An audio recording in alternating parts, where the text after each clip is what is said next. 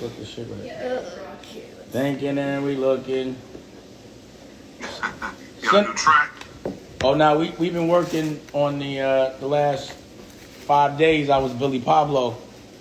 You know, Tash came up, and you know what that means. We was getting busy and working on these movies. Rockstar status. Yeah, so I got to get back to being regular again. I've been a rock star for the last week, so I'm like, you know, kind of detoxing and all that. Kinda. But you know, Senator. Hey, huh? George Floyd brother's gonna be in LA this weekend. Oh, Just yeah? FYI. You know, my man David Lipman has been making a documentary about them, and you know, he's real close to the family. He was up there with him.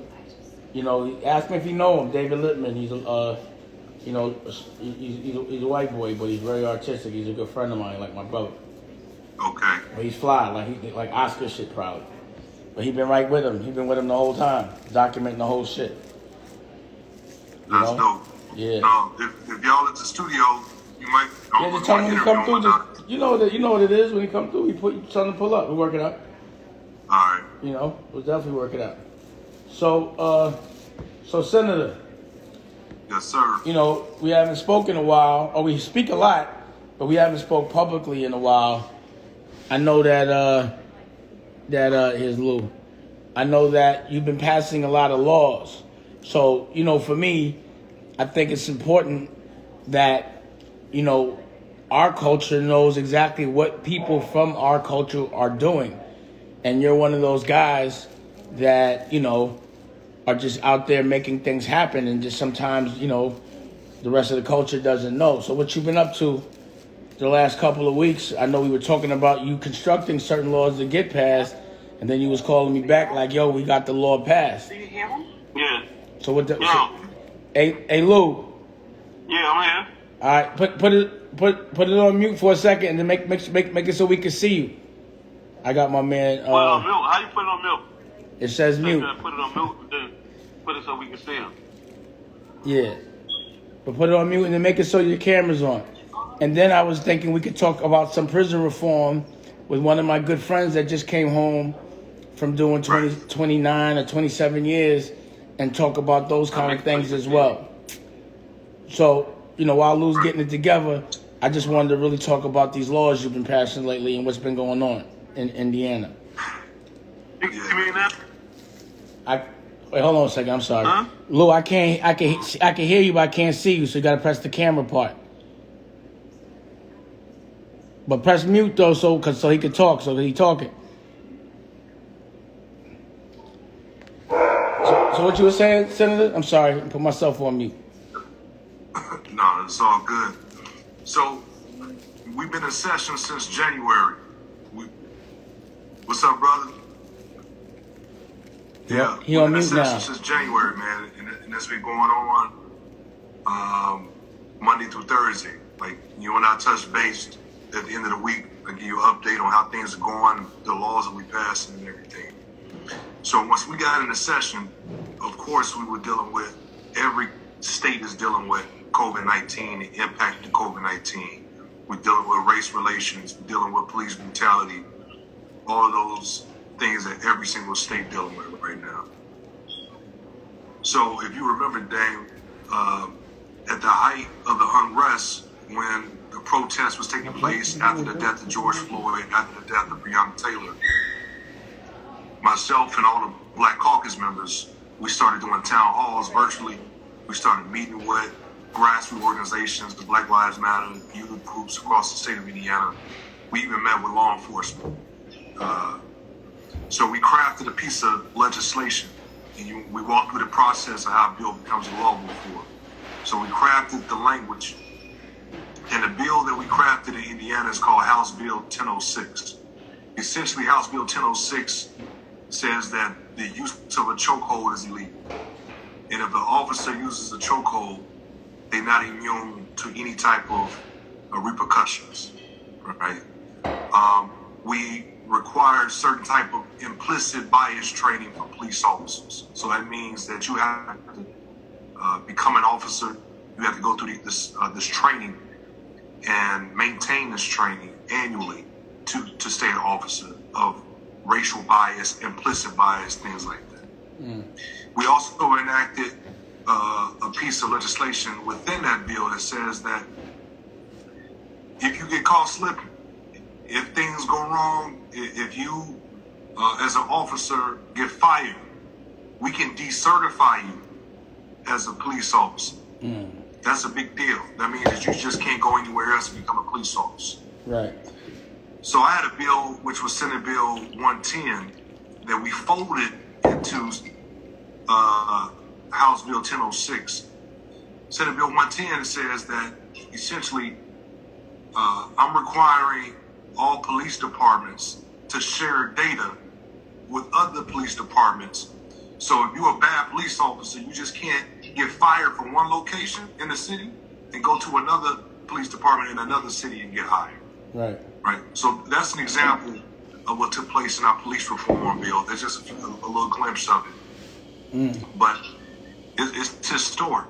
In a state like Indiana that has the home of the Ku Klux Klan, has historic racism, it was bipartisan support because folks knew and they seen the unrest in Indianapolis downtown. They seen the unrest in Gary, Indiana. They seen the unrest in southern Indiana. And they knew that the state had to act and show a progressive approach towards police relations. Now, I'll say this is just the beginning. When it comes down to police reform, we're just scratching the surface. A lot of folks think just adopting a body cam in a city or state is the fix. That's not the fix. We also require body cams as well for our state police officers. But here's the trick about the body cam. If that camera don't come on, what's the use of it? Right. If that camera not catching that footage, what good is that camera? Right. So we made it illegal for that police officer to turn that camera off or not activate that camera when they interact with it. So that's just one of the bills right there. That's incredible that you're getting that done. Incredible. Now, I want to introduce you to my friend, my brother. I've known him since I was about 15 years old. And, you know, he's a legend in the street for sometimes doing the wrong things. But at the end of the day, he's done his time. And, you know, he's home. He's done 27 years. His name is Lou Sims. He's the subject matter of a lot of the things that I talk about and honor up. And when I talk about the things that define me, but I just think he can give you a first-hand glimpse and look about the things that were going on in the prison system that needed to be changed, and maybe bringing you aware of some things, you know, that how you can help the same way we did with when we spoke with Faris. Basically, they're from the same crew. Gotcha. Yeah. So Lou, yeah. Yeah, how you doing, bro? So, Feel good to be home, right? But like I was talking to Dave, like earlier this week about certain things that they took from us in prison. You know what I'm saying? Like when I first went to prison in the early 90s, you know, with better food, you know what I'm saying, better exercise equipment, you know what I'm saying? And that it helped kept the jail calm, you know what I'm saying? But now that we don't have that in the system, you know what I'm saying, people be more prone to violence there, you know what I'm saying? Like they got to internalize their frustrations, and that was a form of therapy for them, and they took it away. Yeah, like the food there got worse. You know what I'm saying? You can go to the food, and the food was cooked there before you. And the reason why I'm bringing this up because the taxpayers is paying more tax dollars now than they was paying back then, and we want to know where's this money going to because the gymnasium, our recreation department don't have no keepers for like treadmills, basketballs, and any workout equipment. You know what I'm saying? The food is unedible now. You ain't even eating the food. So basically, if you don't have no money, you starving in there. You know what I'm saying? People basically living off of commissary in there, and the commissary is based on a bunch of sodium and sweets because I caught diabetes in there and I caught high blood pressure in there. off of the food that's not in there. Then I'm listening to you talk about the racism.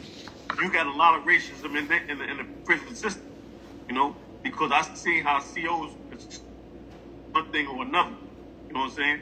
You know, one dude probably be bucking for this because his toilet ain't been fixed in a week or two and he ain't got no weather to release himself, and they'll come in and instead of them moving them or fixing it, they'll cause a problem with that. You know what I'm saying?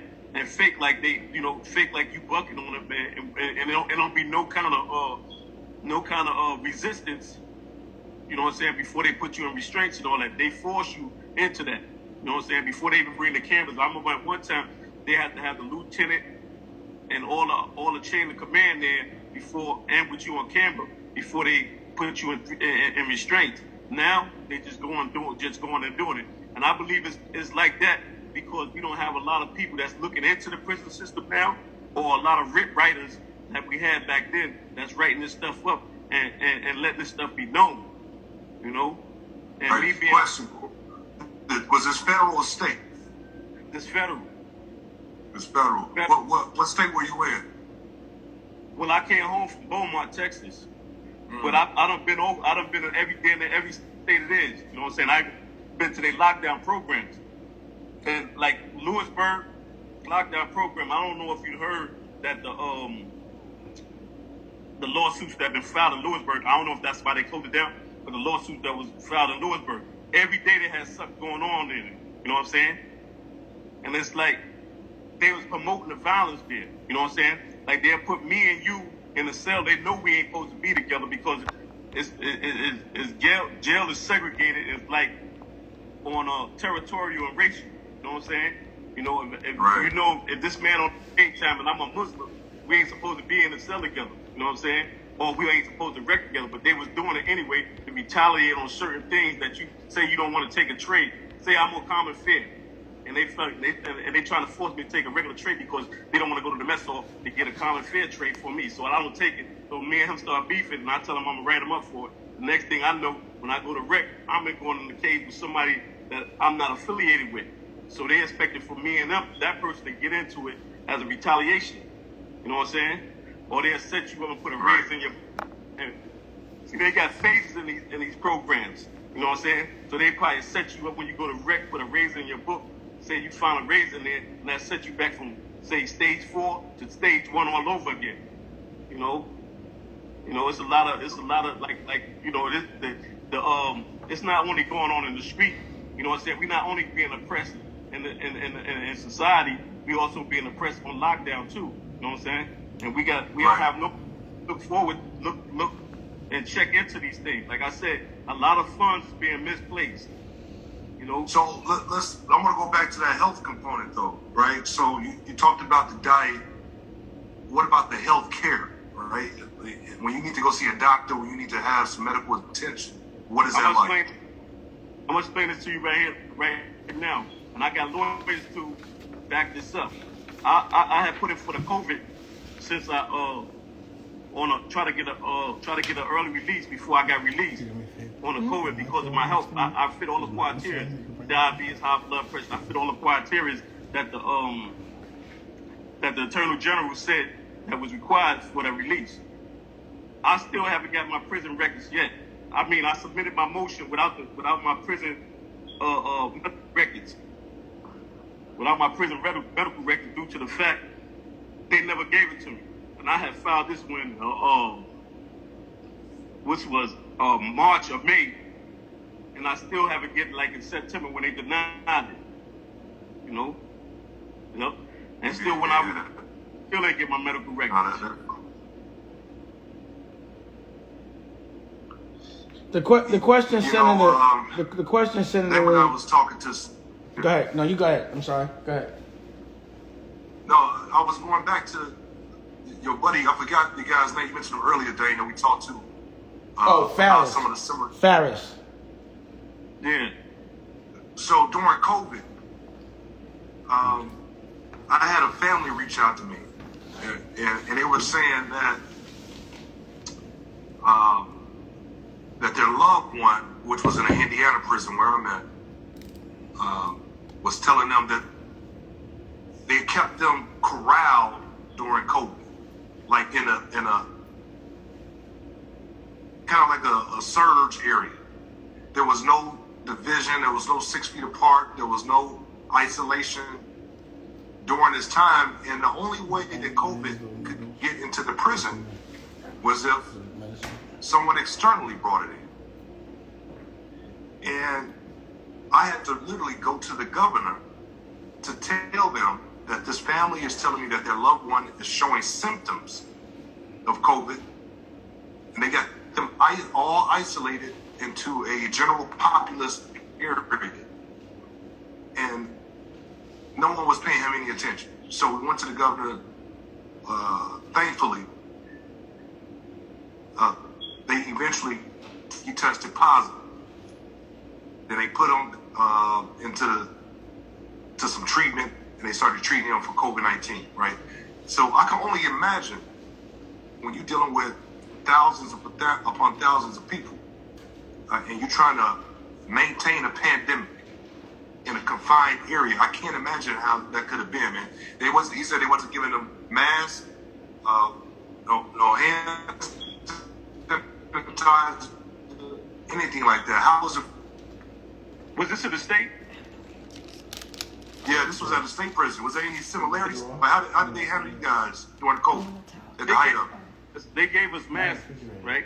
But see, this is another thing. I'm glad you brought that up because in order for you to go home, you had to take 2 COVID tests, right? So they had a quarantine unit, right? Which I didn't understand because why they would use it as a quarantine unit. Because why would they put me in a unit where I'm leaving to go out? So I'm taking my test to leave to go out. But they bring people in, right? And got me mingling with people coming in, you know what I'm trying to say, to be quarantined. Then you got people that's being transferred. So all these people coming to one quarantine unit, you know what I'm saying? So why would if I'm going home and you got people coming from another prison that may have it, that means I can catch it. You understand what I'm saying?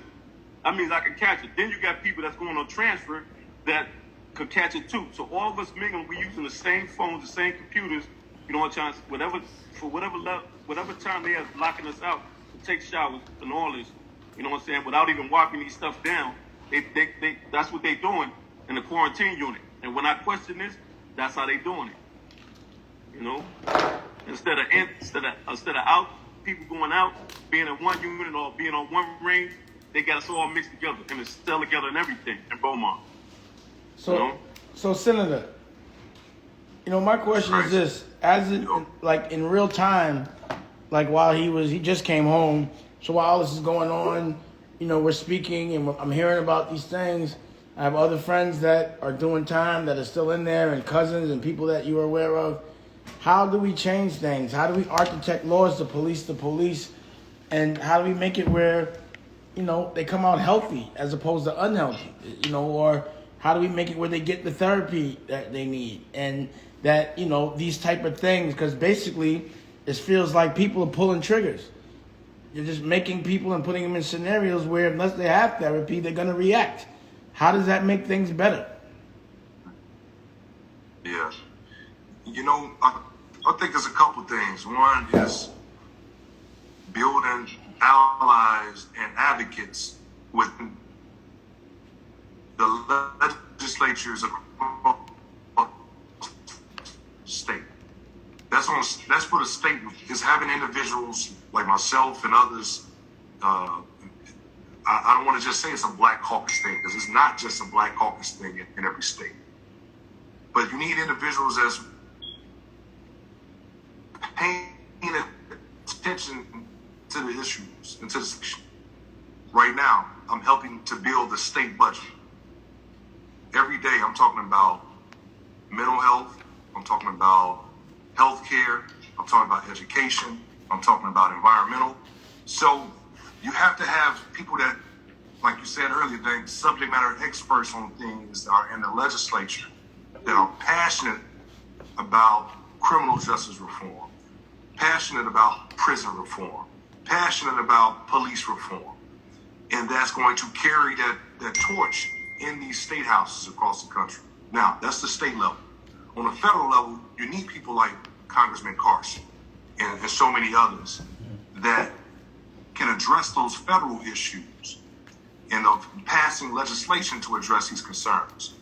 One of the issues I had, and Dame, if you remember, when Duke came home, you know, and brother, I don't know how they transition you out, but there should be some type of a transition to help you get your birth certificate, to get your social security card, to get your driver's license, your ID. Because if you just throw somebody out on the street and they don't have any form of identification, they don't have any way to get any health care, they don't have any way to get any of this information to get their life on the right track, you set them up for failure out the gate. Those are some simple things that I think we could do as states and across the country just to help folks transition back into society. And so many prisons are taking away these type of programs where folks are not getting their degrees. They're taking away the scholarship opportunities because I believe if you have a federal offense, you can't get a Pell Grant if you want to go to college. Right. But So, you gotta, I don't mean to cut you off, but no, go ahead.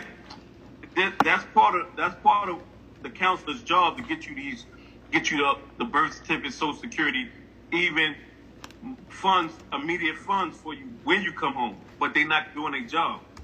You know what I'm saying? That's part of them not doing their job. That's what I'm trying to say.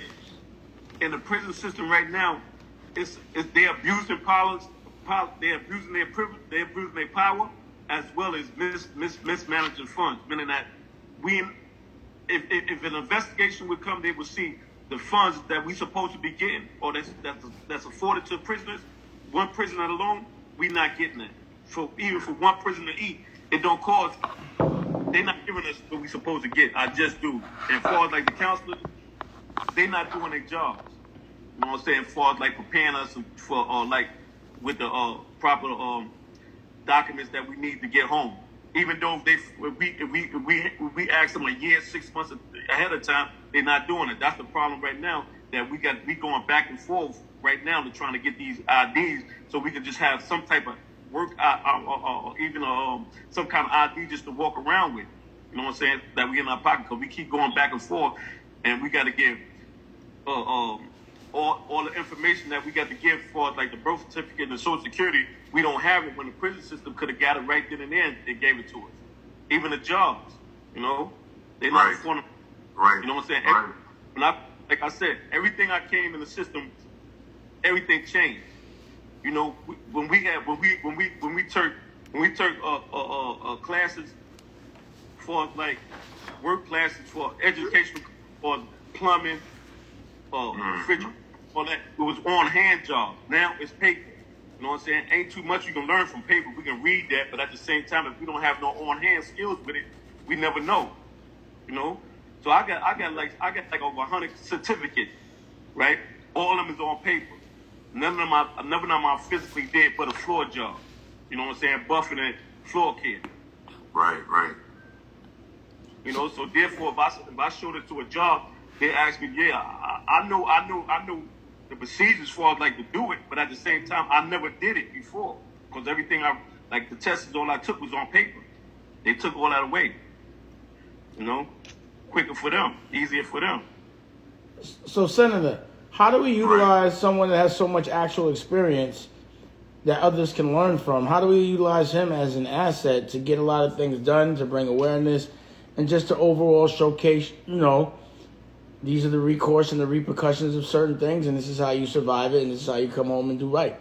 How do we utilize that with what we got? It's doing exactly this. It's putting a face with the story and giving folks an example of individuals that have served their time and that's prepared to come out society, contribute, raise a family, contribute to society in a positive way.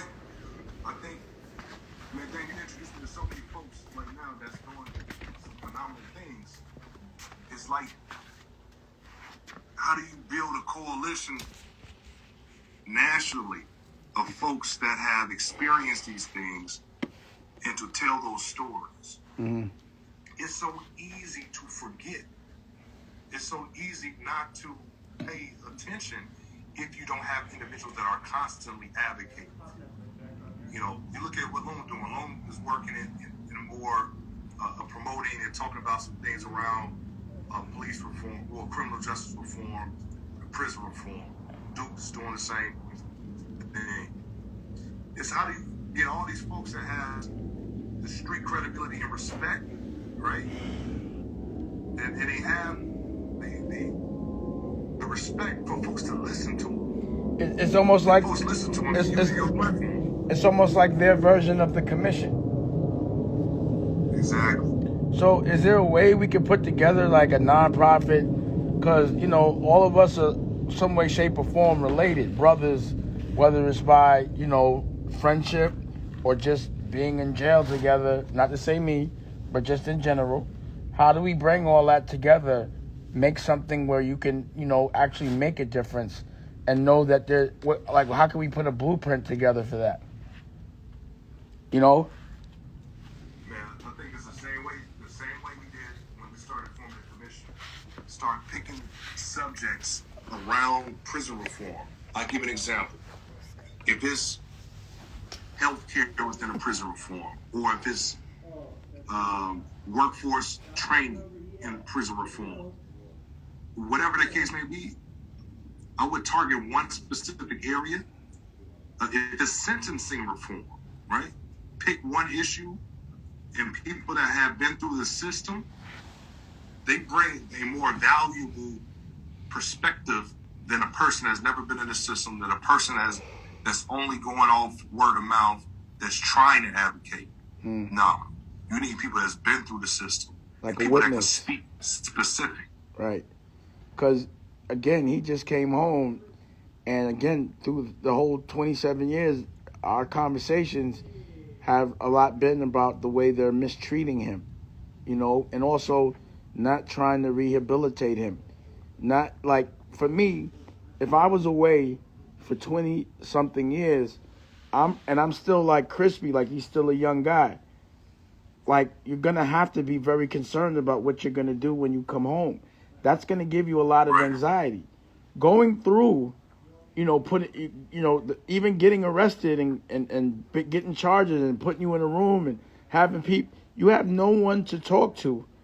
And the weights were the only thing, the working out was the only therapy there was, and there's not that. Then you bring something like a COVID where jail becomes more jail. Like, look how people were acting that were free when they couldn't go outside. Imagine quarantine in a jail, you know, in real time, and where a government's not prepared. I just feel like all of these things need to be brought. There has to be attention to these actual experiences because they just happened. He's just home, not 2 months, 2 weeks rather. You know what I'm saying? And a lot of what we've been doing is just making sure he knows exactly what's going on now, because it's a completely different world than it was 10 years ago, 20 years ago. Imagine 3 decades. How do you expect someone to be all right or not to go back to old ways or to survive? How do you know, it's not preparing you for anything. And then you're not healthy. And you know, it costs a lot of money to have diabetes. So how do we fix this? This is, what do we do? It's a system that was never designed for us in the first place. You almost got to dismantle it and start from scratch. Bro, what were you doing when they told you they just getting ready to release? Like, what was that feeling? I was happy, but you got to remember, I was supposed to have been released because due to the law that came out in 2019, the Second Step Act, I was supposed to get a year. I was supposed to get a year, but my counselor put me in for 6 months. They gave me 5 months. So when my wife called the regent and asked her why would they could they fix it for me, the regent said they only could give me what she recommended, but they ain't never seen nothing like that before. As far as like them only giving somebody with my time, putting them in for a year. They said that's the first time they seen that. So they said That's on the counselor, but it's some kind of confliction going on between him and his counselor, which it wasn't, but I guess that's what she did. You know, even when I complained about it, I even wrote it up. I wrote it up and gave it to the as part of my COVID appeal for home confinement. You know, and showed them like, yo, look, I supposed to have been home, but she only put me in for 6 months. I supposed to get put in for a year.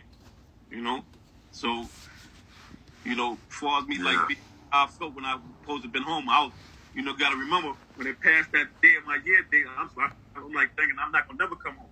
Then you got to realize one thing, right? My date was the 18th, was February 18th.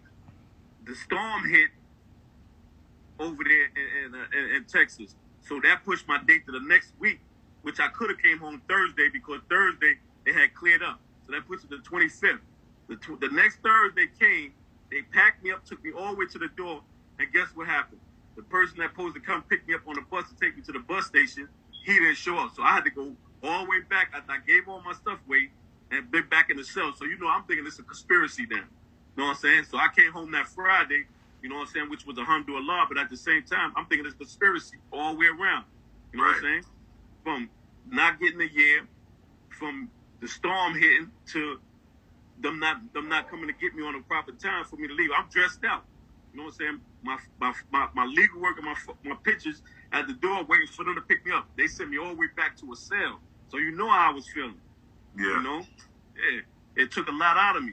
But then once I was free, like I said, it was alhamdulillah. But like I said, it was like, it was just like it was frustrating. It was anxiety. You're gonna get anxiety. I remember, they think I'm coming home 1 week, then it took me another week, then the day that I was supposed to come home, they flipped it again, So it was, you got to, what I realized since I've been in prison, what I may do, whatever happened to me is also affect my family, my kids, wife and them too, you know what I'm saying? But it affect them more because they worry more about me because I'm in prison, you know what I'm saying? Then they may read online about how prison is being conducted, all the violence and all that in the prison. They be like, man, why they got you here and you got this many points and you supposed to be over here? You know what I'm saying? You supposed to be in the S. Why you got all these points and you in the pen? You know what I'm saying? Because they put the variables on you and hold you there. You know? You know what? The dots are connected for me. Dane, didn't we write him a letter? We definitely did. Their wife reached out to us too. Right. Oh man. Yeah. It's all connected now. All right. Yeah. Yeah, that's him. Remember, he was like, there's two Lou's in the jail. One did something crazy. I was like, that's not him. Remember, I was like, yeah. Oh man, welcome home, man. Yeah, it feels good. Yeah, so hey Lou, so you here? We was out here fighting to try to get you home. By the way, fighting from there. All right. Everything I could put on paper as far as right from the region to Washington, even into court. Even if I had to pay for it, I was trying to do it, man. Now here's the thing. Now Lou, there's a lot of unjust going on. It's not according to laws, and like I said, a lot of people ain't filing no more. So therefore, they overlooking a lot of stuff until you start about it. You ain't gonna get no leeway, you know. And so Lou, let me ask you this: based on your experience and everything you went through, what would you advise someone younger, and what do you want your future to look like? Well, for someone younger, I'm gonna tell them like this: the way the prison system is going right here is a punishment. You know what I'm saying? So I ain't gonna advise them to even break any laws. You know what I'm trying to say? And the way I see it now, we get opportunities to grow for like for people to be financially. You know what I'm trying to say? They get money financially to be financially stable, where they ain't got to commit no more crimes. Because I through my time, I done seen this. You know what I'm saying? I just seen you know what I'm saying, take another path. I've seen a whole lot of others. At the same time, like I said, the prison system has gotten worse. You know what I'm saying? And ain't no way you breaking the laws now because they don't even have to have no physical evidence on you no more. All they need is somebody to say that you did this and that's what it is. You know what I'm saying? So therefore, I'm telling them right off the top, that's not the way to go. And I'm telling them my experiences. You know what I'm saying? You know, from my experiences. And then, you know, I made, you know, like I said, certain things I was able to do and may be able to take the punishment, but at the same time, I had to look at the end of the day, I had to look at it how it was affecting my loved ones too. You know what I'm saying? I had to look how it affected them because, you know, even though I was locked down, they want to come see me. They want to hear my phone. They want to hear me on the phone call. They want to get my emails. If I'm locked down for doing one misdeed from the next and can't do this, can't give them this, then it's affecting them. You know what I'm saying? When they got to call and check up on, yo, well, how he doing over here? How you doing over there? You know what I'm saying? As far as like the like I said, the laws in society and in the prisons is being abused. You know, so I wouldn't recommend nobody to, you know, not to break no laws. Like, you know, don't put yourself in a position where you have no control and they can mistreat you because they're not doing it by the law. You know, especially when you ain't ready to face the consequences of your actions. Right. Now that's a hell of a testimony right there, man. Yeah. I think with the younger generation, they all think they can do the time, but they don't know what time is. So I think understanding what the recourse of action is may make you not do it. And if you could hear it from someone that did it, didn't tell, you know, admitted whatever they said and did his time to where he could freely speak on his experience, people should be able to learn from it. Yeah. You know, they should be able to learn from it because he's the real deal. Whatever we can do on our end, man, just let us know. You know, I know I'm thousands of miles away in another state, but well, you was one of the ones that was helping him out. We wrote letters on his behalf. You know. Yeah. No, that's real, man. You got a good friend in Dane, bro. Yeah. He's one of the ones that helped pay for the lawyers, both lawyers, the federal and the state. You know, because I had two capital cases, one in the feds and one in the state. The one in the state I was convicted of, stayed on death row for 3 years. You know, so they got, yep.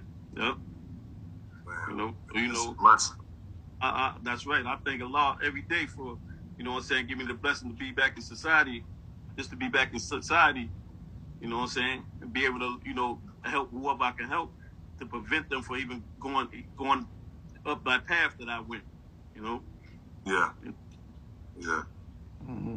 You know. You know, next man going through a lot, he might can't take it the way I took it, you know. Yeah. Like we took different paths, but before we took those paths, there was an oath to a certain kind of brotherhood, you know. So there was always a respect for our brotherhood, no matter what was going on in each other's lives, and you have to respect that. You know what I mean? Right.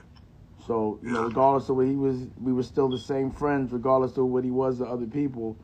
And regardless of what I am and what I've become, I still respect that brotherhood. And I think that brotherhood is important for those that, you know, kind of live by a certain creed. And when you get pushed to that test, you don't succumb.